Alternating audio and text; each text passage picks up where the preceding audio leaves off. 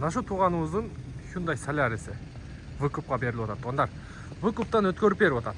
Өзү документ жагынан аз-маз кемчилиги болуп калыптыр. Ошонун айынан мынакей айдап жүргөн Hyundai Solaris 2016 жылкы 1.6 автомат коробка. 150 миң бересиздер.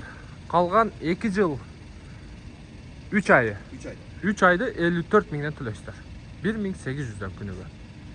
Ошондо эсептеп көрүңүздөр. 54 миңде 2 жыл 3 айга көбөйтөсүздөр. Плюс 150 миң первоначальный. 150 миң бересиздер. Машинаны сразу айдап кетебиз. 1 миллион 600 тегерее туруп калат. Плюс-минус. Летний баллону барбы?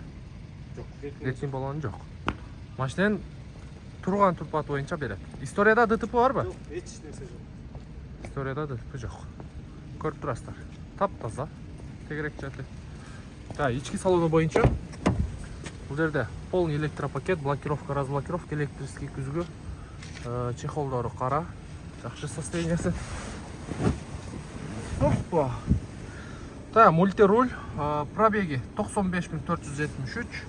Бул жагында корректировка фара, антибукс, блокировка, антибукс. Датчик давления шины, кондиционер, подогрев переднего сиденья и штатный мафон. Лобовой жактары таза. Мотор жагын ачың туган.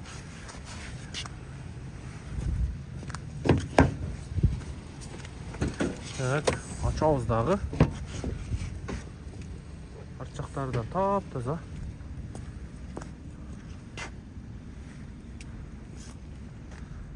Так.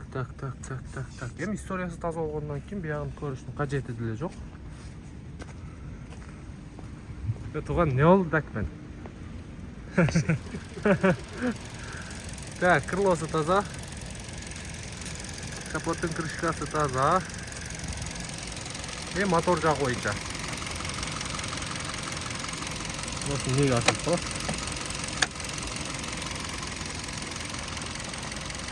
Так, жаңы машина тугандар 21 1.6 автомат.